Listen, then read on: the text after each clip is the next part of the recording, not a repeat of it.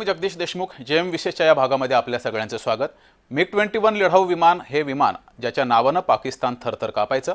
या विमानाने अनेक मिशनमध्ये पाकिस्तानला धडा शिकवलाय। ते आज भारतीय हवाई दलातून निवृत्त झाले। भारतीय हवाई दलाने आपल्या प्रसिद्ध MiG-21 लढाऊ विमानाला अधिकृतपणे निवृत्त केले। भारताच्या हवाई संरक्षणातील सर्वात शक्तिशाली मानल्या जाणाऱ्या MiG-21च्या जवळजवळ 6 दशकांच्या सेवेचा हा शेवट आहे।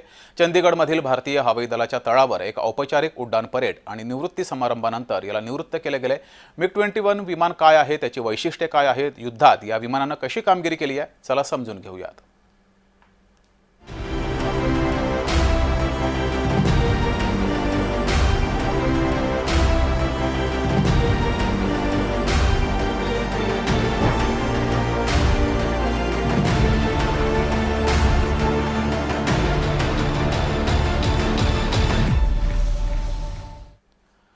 तर MiG-21 चा 62 वर्षांचा विलक्षण प्रवास आहे।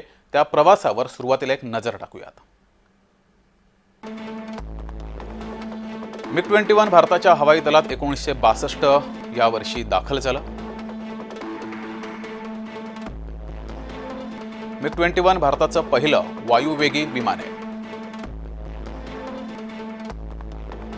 भारतीय हवाई दलाने 870 हून अधिक MiG-20 विमान उडवलेली आहेत।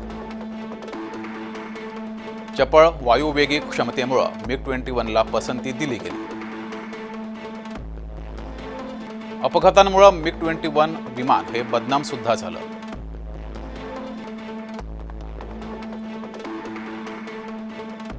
तर MiG-21 या लढाऊ विमानाची वैशिष्ट्ये काय होती ती पाहूयात।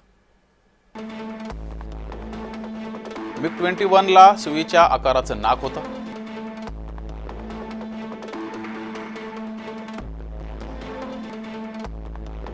अतिशय निमुळता असा त्याचा आकार होता, त्यामुळे तो वायू वेगाने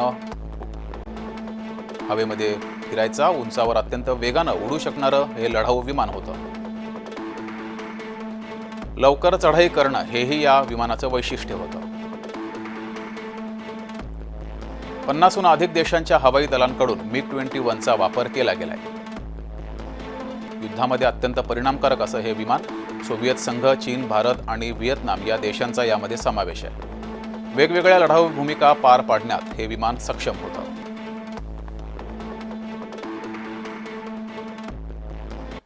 तर 1971 च्या युद्धात खऱ्या अर्थानं MiG-21 या विमानानं परिणामकारक अशी कामगिरी केली होती, ती पाहूयात।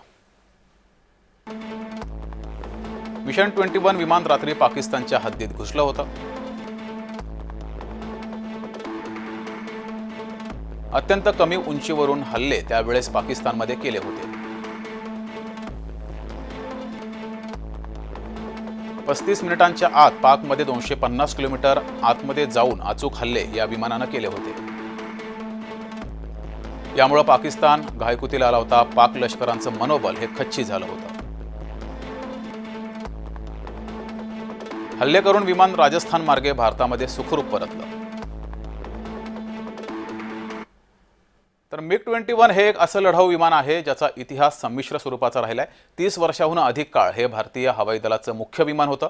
मात्र नंतरच्या काळात अनेक प्राणघातक अपघातांच्या मालिकेमुळे त्याला उडणारी शवपेटी असं सुद्धा टोपण नाव पडलं। त्यामुळे MiG-21 हे लढाऊ विमान बदनाम सुद्धा झालं होतं, ती सुद्धा माहिती पाहूयात।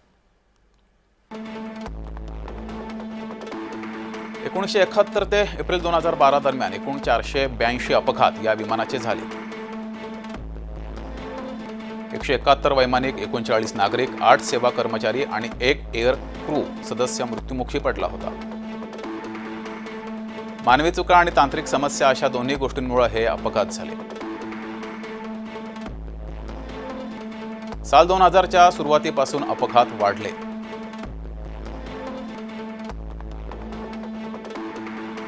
अपघातांच्या मालिकेमुळे उडणारी शवपेटी असं टोपण नाव या विमानाला पडलं। या कारणामुळे लढाऊ विमानाला निवृत्त केलं।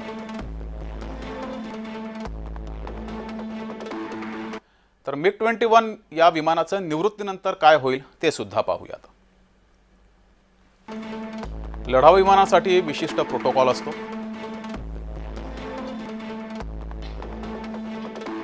सर्व सुट्टे भाग हे वेगळे केले जातात।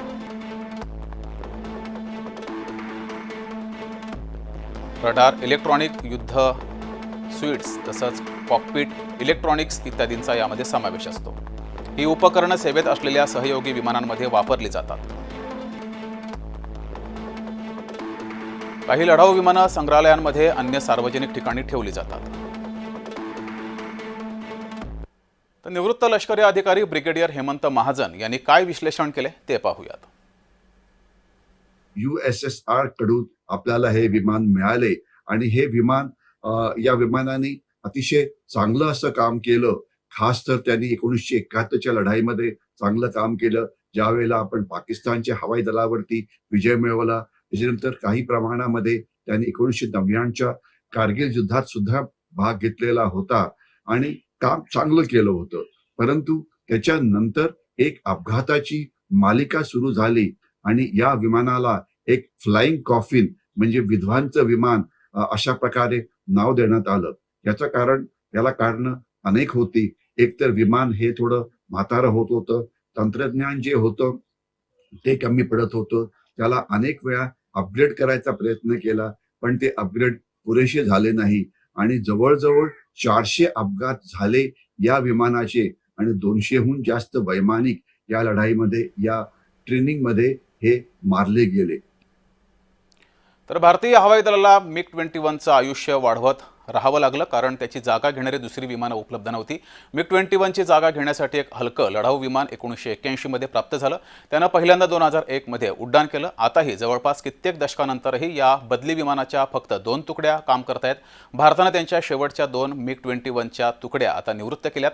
यानंतर भारताची मंजूर मर्यादा 42 असली तरी सध्या भारताकडे 29 लढाऊ विमानं असतील. JM विशेषमध्ये वेळ झाली इथेच थांबायची. ताज्या बातम्यांसाठी बघत राहा जय महाराष्ट्र.